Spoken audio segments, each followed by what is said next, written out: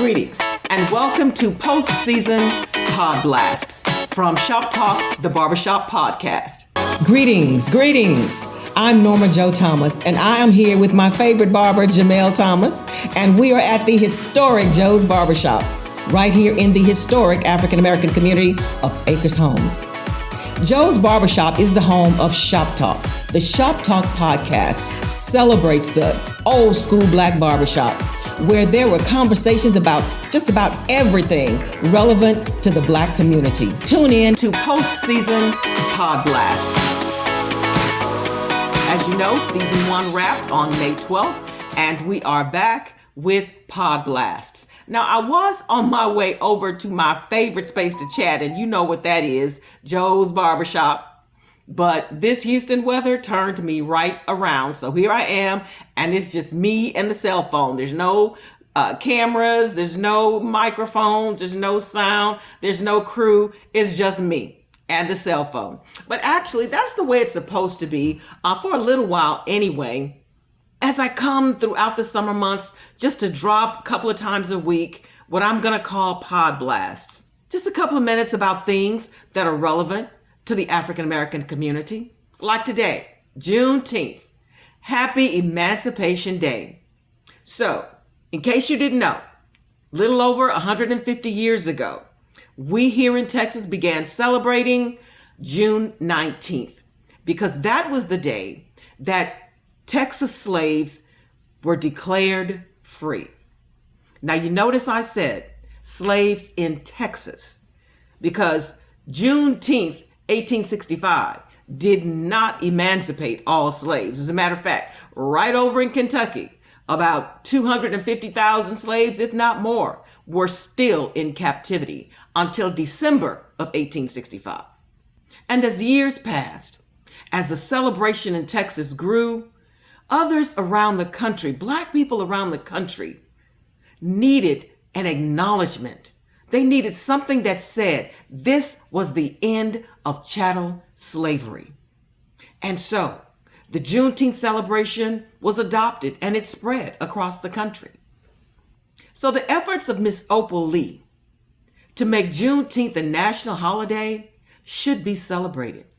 Not that we needed validation, because as I said, Texas was already celebrating Juneteenth, but it has opened the conversation and it's expanded awareness about chattel slavery here on American soil.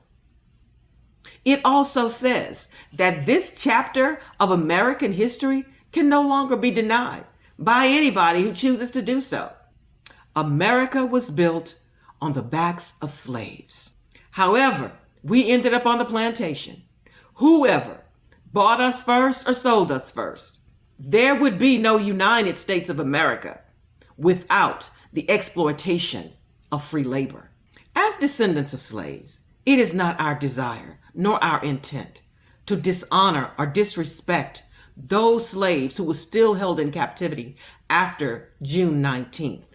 So yes, the story must be corrected, but let's not let that be one more thing that divides us. Because here is what's at the bottom line. Whether slaves were emancipated 1863, 1865, or 1867, whether it was January, June, or December, not a one marched off the slave plantation into American citizenship. The road to freedom was long, and it's been a long and winding one. And we're still on that road, all of us, descendants of slaves, because one is not free if all are not free. So if we are going to be bitter or angry or belligerent or adversarial to the celebration of Juneteenth, let it be because the promise of Juneteenth has yet to be realized. The promise of Juneteenth has yet to be fulfilled. This Juneteenth, let us change our mindset about freedom. And as our brother Bob Marley said, let us free ourselves from mental slavery. Let us stop being blind to the illusion of inclusion. Yes, we are in the house, but we don't have a key. We have seats at the table, but the American pie has been sliced and served. The sun is radiating on us beautifully, but we are afraid to be woke. And that is not freedom. So let us wake up to the reality that we are all still on this same road. And as we've been crying out Black History 365, let us cry out Emancipation 365. From this Juneteenth to the next Juneteenth, let us claim our freedom. Let us act like we're free. And how do people who are free act? They do everything within their power to safeguard their freedom. They do everything they can on a daily basis to preserve their freedom. They secure freedom for the next generation and generations to come. So from here on out, it's Emancipation 365. Happy Juneteenth. Post-season Pod Blast.